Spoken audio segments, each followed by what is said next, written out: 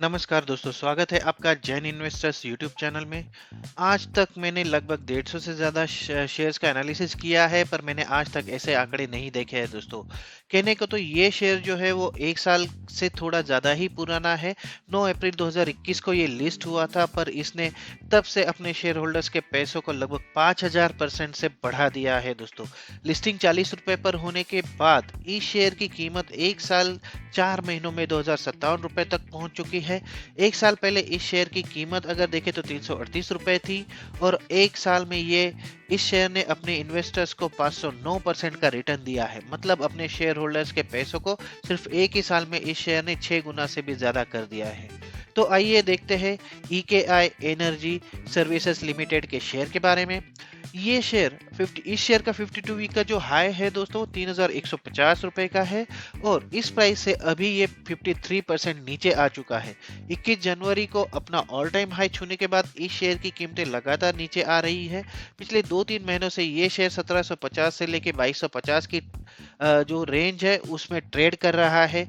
पिछले 6 महीनों से ये शेयर एक कंसोलिडेशन जोन में है और रेंज बाउंड मूवमेंट दिखा रहा है दोस्तों। अब जब मार्केट सेंटिमेंट्स पॉजिटिव बन रहे हैं, यूरोपियन मार्केट में तेजी दिख रही है, तो ये शेयर फिर से एक बार बुलिश सेंटिमेंट पर सवार होने की उम्मीद जताई जा रही है दोस्तों। आज हम देखेंगे कंपनी के बिजनेस के बारे में, कंपनी के पास्ट परफॉर्मेंस के बारे में, उसके साथ साथ इसके financial number, strong points, weak points की बात कर लेंगे। उसके साथ साथ फ्यूचर प्लान्स के बारे में भी जान लेंगे, और जानेंगे कि कंपनी के शेयर की टारगेट प्राइस है वो कहां पर सेट हो रही है। तो आइए शुरू करते हैं आज का वीडियो। सबसे पहले कंपनी के बिजनेस पर अगर नजर डाल ले दोस्तों, तो EKI energy services limited climate change और सस्टेनेबिलिटी एडवाइजरी के बिजनेस के साथ साथ कार्बन ऑफसेटिंग और बिजनेस एक्सीलेंस सर्विसेज प्रोवाइड करने में लगी हुई है। कंपनी की सर्विसेज की बात कर ले तो सबसे पहले आता है क्लाइमेट चेंज एडवाइजरी सर्विसेज। इन सर्विसेज के under eligible carbon credit projects के लिए कंसल्टेंसी सर्विसेज ऑफर की जाती है। इसमें validation, registration, monitoring, verification, insurance और ट्रेडिंग जैसी सर्विसेज प्रोवाइड की जाती है। सेकेंड सेगमेंट पे नजर डाल ले तो बिजनेस एक्सेलेंस और advisory services and training services ये कंपनी प्रोवाइड करती है। इनमें ISO स्टैंडर्ड्स इम्प्लीमेंटेशन के रिलेटेड कंसल्टेंसी सर्विसेज, ट्रेनिंग और maintenance, leaning manufacturing advisory services, electrical safety audits, इन जैसी सर्विसेज प्रोवाइड की जाती है कंपनी द्वारा। अगर आप स्क्रीन पर देख पा रहे हैं दोस्तों, तो 3000 से ज्यादा क्लाइंट को कंपनी ऑलरेडी सर्व कर चुके हैं। 40 से ज्यादा कंट्रीज में कंपनी की उपस्थिति है। अब तक कंपनी ने 1000 से ज्यादा प्रोजेक्ट एग्जीक्यूट कर चुकी है। कंपनी के साथ 200 से ज्यादा एम्प्लॉइज है। उसके साथ साथ अगर पिछले एक साल का रिवेन्यू ग्रोथ देखे तो 2.6 गुना रहा है, और EBITDA मार्जिन भी जो रहा है, EBITDA ग्रोथ जो रही है 3 गुना रही है।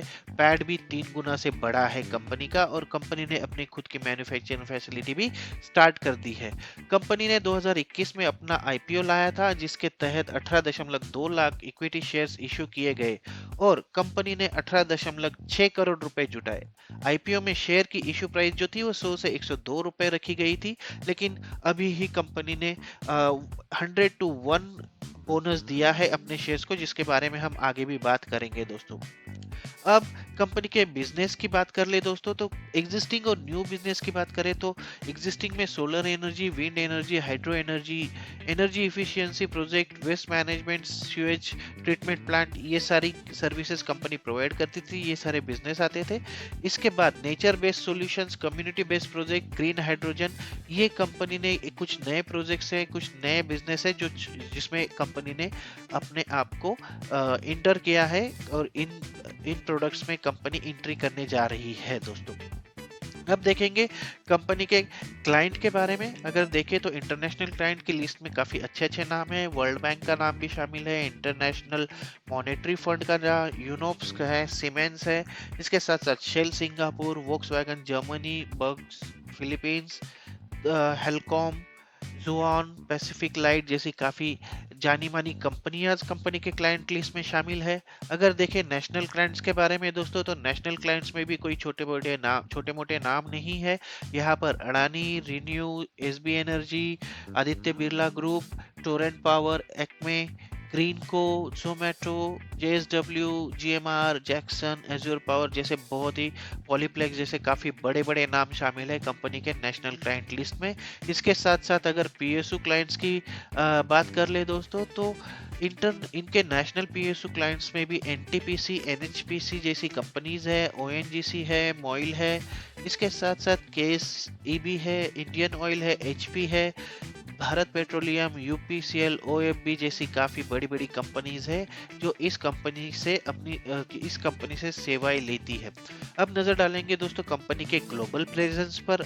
अगर देख लें तो नॉर्थ अमेरिका में मेक्सिको, लैटिन अमेरिका में ब्राज़ील एंड अर्जेंटीना, उसके साथ-साथ यूरोप में स्विट्ज़रलैंड, अफ्रीका में घाना, केनिया, मिडल ईस्ट में तुर्की, जॉर्डन, इजिप्ट, यूएई, एशिया में India, Thailand, Vietnam, Singapore, Indonesia, Philippines जैसी जो कंट्रीज है, इस इन कंट्रीज में कंपनी की पहुंच है।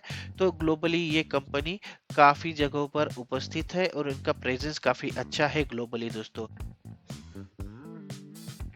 अब नजर डाल लेते हैं कंपनी के फाइनेंशियल ओवरव्यू पर। जैसा कि आप देख पा रहे हैं दोस्तों, मार्केट कैपिटलाइजेशन जो है कंपनी का 5,656 करोड़ रुपए है। कंपनी के शेयर की करंट प्राइस जो है 2,057 रुपए है। इसका 52 वीक का हाई लेवल है 3150 और लो लेवल 322 रुपए का है। स्टॉक का पी 12.4 का है। इंडस्ट्री का पी 23.2 का है। आरओसी और आरओई काफी जबरदस्त है, 236% और 176% का है। बुक वैल्यू कंपनी की लगभग 150 की है और डिविडेंड यील्ड जो है वो 0.23% का है। कंपनी के शेयर की फेस वैल्यू 10 की है और पिछले एक साल का प्रॉफिट ग्रोथ लगभग 2000% का है दोस्तों। काफी जबरदस्त नंबर्स दिखा रही है कंपनी यहाँ पर। अब देखेंगे कंपनी के फाइनेंशियल नंबर्स, थोड़ा सा कंपैरिजन कर लेंगे पिछले एक साल के लिए। अगर पिछले एक साल की बात कर ले तो यहाँ पर दोस्तों सबसे इम्पोर्टेंट है Q1 FY 2022 में कंपनी को जो रिवेन्यू आया था वो 193 करोड़ रुपए था, जो इस साल के लेटेस्ट तिमाही में 508 करोड़ रुपए हो गया। अगर पूरे साल की बात कर ले तो 2021 में जहां कंपनी का टोटल रिवेन्यू 190 करोड़ रुपए था, वही कंपनी का जो इस साल का रिवेन्यू है वो लगभग 1800 करोड़ है, तो 843% की यहाँ पर बढ़ोतरी देखी गई है। इबिडा और मार्जिन की बात कर ले तो Q1 FY 2022 में लगभग 47.8 करोड़ रुपए का था इबिडा। उसके साथ साथ इस साल हो चुका है 143 करोड़ रुपए। अगर ईयरली बात कर ले तो 25.3 जो पिछले साल करोड़ इबिडा था कंपनी का, वो हो चुका है अब 515 करोड़ रुपए। तो यहाँ पर भी लगभग 1937% की बढ़त देखी गई है। और अगर प्रॉफिट आफ्टर टैक्स की बात कर ले तो 199.7% की बढ़ोतरी के साथ 35.7 से अब हो गया है 107 करोड़ रुपए कंपनी का प्रॉफिट। और अगर पूरे साल की बात कर ले तो पिछले साल जहां कंपनी को 18.7 करोड़ रुपए का प्रॉफिट हुआ था, वही अब हो चुका है 383 करोड़ रुपए का प्रॉफिट। तो काफी शानदार नंबर है दोस्तों। 1950% का बढ़ोतरी देखी गई है ईयर ऑन ईयर बेसिस पे कंपनी के प्रॉफिट आफ्टर टैक्स मार्जिन पर। अब नजर डालेंगे दोस्तों क्वार्टरली रिजल्ट्स पर। अगर आप फिर से एक बार देखना चाहे तो जून 2021 वर्सेस जून 2022 की हम बात कर लेंगे। तो जून 2021 में कंपनी का सेल्स 193 था, जो अब हो चुका है 508 करोड़ रुपए। अगर profit after tax net profit की बात कर ले तो 36 करोड़ रुपए जो जून 2021 के तिमाही में था कंपनी का प्रॉफिट, वो अब हो चुका है 107 करोड़। तो काफी लंबी छलांग लगाई है, लगभग 3 गुना हो चुका है क्वार्टर ऑन क्वार्टर बेसिस पर कंपनी का प्रॉफिट। इसके साथ साथ दोस्तों ईयरली रिजल्ट्स पर भी हम नजर डालेंगे। अगर पिछले कुछ सालों से देखें तो कंपनी का प्रॉफिट काफी शानदार तरीके से बढ़ता हुआ नजर आ रहा है। अगर मार्च 2019 से बात करें तो जहां पर कंपनी का प्रॉफिट सिर्फ 1 करोड़ रुपए था और कंपनी का सेल्स 20 करोड़ रुपए था, मार्च 2020 में कंपनी का सेल्स हो चुका था 66 करोड़ रुपए और प्रॉफिट हो चुका था 5 करोड़ रुपए। मार्च 2021 के आंकड़े तो उससे भी अच्छे थे, 66 करोड़ रुपए से छलांग लगाकर 191 करोड़ रुपए कंपनी का सेल्स हो गया और कंपनी का जो प्रॉफिट हुआ था वो 5 करोड़ से बढ़कर 19 करोड़ रुपए हो गया। लेकिन सबसे शानदार साल ये रहा है कंपनी के लिए। मार्च 2022 के आंकड़े अगर देखें तो मार्च 2021 के 191, अगर 200 भी कंसीडर कर ले सेल्स का नंबर दोस्तों, तो 9 गुना हो चुका है कंपनी का सेल्स। 9 जो गुना से भी ज्यादा हो चुका है। 1800 करोड़ रुपए कंपनी का टोटल सेल्स रहा है। और अगर प्रॉफिट देखें तो 25 करोड़ के बदले ये हो चुका है 516 करोड़ रुपए। तो मार्च 2021 के बाद अगर देखें तो काफी शानदार बढ़ोतरी यहाँ पर देखी गई है। 19 करोड़ से 383 करोड़ रुपए का प्रॉफिट बताया है इस साल में कंपनी ने। अब नजर डालेंगे दोस्तों हिस्टोरिकल नंबर्स पर। पिछले 5 साल 10 साल में कंपनी का क्या परफॉर्मेंस था। अगर 10 सालों के लिए सेल्स ग्रोथ की बात कर ले तो सेल्स ग्रोथ 10 साल में रहा है 105% के एवरेज से बढ़ा है। 5 साल में 229%, 3 साल में 350% और पिछले 1 साल में 844% की ग्रोथ दिखा रहा है सेल्स कंपनी के कंपाउंडेड सेल्स ग्रोथ के बारे में। स्टॉक प्राइस सीएजीआर की बात करें तो पिछले 1 साल पहले ही कंपनी आई है और इसके स्टॉक की प्राइस जो है वो 1 साल के लिए सीएजीआर जो है वो 393% का है दोस्तों। कंपाउंडेड प्रॉफिट ग्रोथ के आंकड़े भी अगर देखें तो 145% 10 साल, 5 साल के लिए 358%, 3 साल के लिए 730% और पिछले 1 साल के लिए 1958% का प्रॉफिट ग्रोथ है। इसलिए मैं बता रहा था दोस्तों कि मैंने अभी तक जितने शेयर्स के एनालिसिस किए हैं मैंने अभी तक ऐसे आंकड़े नहीं देखे हैं जहां पर इतना अच्छा प्रॉफिट ग्रोथ दिख रहा है। और सबसे इंपॉर्टेंट चीज दोस्तों ये कोई पेनी शेयर नहीं है, पेनी कंपनी नहीं है। कंपनी का जो मार्केट शेयर है वो लगभग काफी अच्छा है। इसके साथ साथ रिटर्न ऑन इक्विटी की बात कर ले तो 168% का 10 सालों के लिए एवरेज है, 5 सालों के लिए 170%, 3 साल के लिए 172% और पिछले 1 साल में 176% का आरओई दिखा रही है कंपनी। और क्या चाहिए दोस्तों आपको। अगर शेयर होल्डिंग पैटर्न्स की बात कर ले दोस्तों तो शेयर होल्डिंग पैटर्न में अगर प्रमोटर्स का शेयर जो है वो लगभग 73% का है, 73.47% का। डीआई डोमेस्टिक इन्वेस्टर्स लगभग 6% है, फॉरेन इन्वेस्टर्स लगभग 5.29% है और पब्लिक का जो है वो 15.51% का यहाँ पर शेयर होल्डिंग है कंपनी के। इसके साथ साथ अगर रिवेन्यू ब्रेकअप की बात कर ले तो यूरोप से सबसे ज्यादा रिवेन्यू आता है। इसलिए मैंने शुरू में आपको बताया था कि यूरोपियन मार्केट में जो तेजी चल रही है उसका सीधा असर इस कंपनी के शेयर पर पड़ेगा। तो यूरोप से 52% का रिवेन्यू जनरेट होता है, ऑस्ट्रेलिया से 27% का, अदर्स से 12% का, इंडिया से सिर्फ 2% का रिवेन्यू जनरेट करती है और यूएस पे भी डिपेंडेंट नहीं है, यूएस से भी सिर्फ 7% का रिवेन्यू जनरेट होता है इस कंपनी का दोस्तों। अब इसके बाद अगर देखें इसके बिजनेस वाइज रिवेन्यू की बात कर ले तो रिवेन्यू मिक्स जो है वो बिजनेस के हिसाब से अगर कंपनी के रिवेन्यू मिक्स पर नजर डाले दोस्तों तो climate change and sustainability advisory and carbon offsetting segment से अकेले कंपनी का 99% का रिवेन्यू जनरेट होता है। जबकि बाकी जो बिजनेस है कंपनी का जिसमें कंपनी प्रोवाइड करती है business excellence advisory and training services तो उससे सिर्फ 1% का रिवेन्यू जनरेट होता है कंपनी का। अब नजर डालेंगे दोस्तों की फैक्टर्स पर। लेकिन आगे बढ़ने से पहले दोस्तों अगर आपको मेरे वीडियोस पसंद आ रहे हैं तो इन्हें लाइक जरूर कीजिए और अगर अभी तक आपने मेरा चैनल सब्सक्राइब नहीं किया है तो इसे सब्सक्राइब कर लीजिए, साथ ही बेल आइकन प्रेस कर लीजिए और उसके साथ साथ ऑल का ऑप्शन सिलेक्ट कर लीजिए ताकि मेरे वीडियोस के सारे नोटिफिकेशंस आपको मिलते रहे और आपकी हेल्प होती रहे आपकी इन्वेस्टमेंट स्ट्रेटजी बनाने में। तो चलिए मुड़ते हैं वीडियो की ओर और देखते हैं कंपनी के की फैक्टर्स। ये फैक्टर्स वही है दोस्तों जिनके बेसिस पर कंपनी के शेयर का फ्यूचर या फिर फ्यूचर प्राइस जो है वो टारगेट प्राइस जो है वो डिसाइड होती है।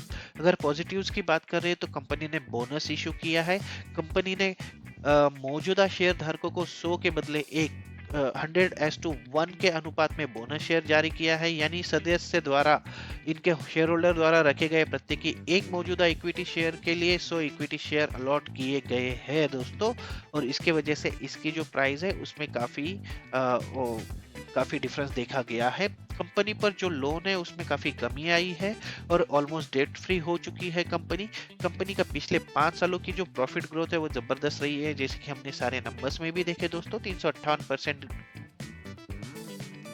जैसे कि हमने अपने नंबर्स में भी देखे दोस्तों, 358% के सीएजीआर से बढ़ रही है कंपनी। अगर कंपनी का पिछले 3 साल का आरओई देखे तो 171% का कंसिस्टेंट आरओई दिखाया है कंपनी ने। अब सिर्फ एक नेगेटिव पॉइंट जो हमें सामने आ रहा है दोस्तों, तो कंपनी का स्टॉक जो है वो थोड़ा सा हायर लेवल पर है, जैसे कि अपने बुक वैल्यू से ये 14 गुना ऊपर ट्रेड कर रहा है। अब देखेंगे कंपनी के फ्यूचर प्लान्स के बारे में। अगर कैपेक्स है तो उसके बारे में भी बात करेंगे। तो कंपनी का एक्सपेंशन प्लान अगर देखें तो कंपनी 3 नए इंटरनेशनल बिजनेस पॉइंट्स जिसमें थाईलैंड, जॉर्डन और इंडोनेशिया इसमें ओपन करने जा रही है अपने 3 नए बिजनेस पॉइंट्स जिसकी वजह से कार्बन क्रेडिट से रिलेटेड सर्विसेज की ग्रोइंग डिमांड को एड्रेस करने में कंपनी को मदद मिलने वाली है दोस्तों। कंपनी को जो सब्सिडरी है उनके बारे में अगर हम बात कर ले तो दिसंबर 2021 में कंपनी ने अपनी fully owned subsidiary company Enking international FZCO को दुबई फ्री जोन में निर्मित किया। इससे कंपनी को ग्लोबल कार्बन मार्केट में अपने प्रेजेंस को एक्सपांड करने में मदद मिल रही है, ताकि कंपनी यूएई या फिर मिडल ईस्ट में भी अपने पैर फैला सके। ये कंपनी का यहाँ पर मोटिव है।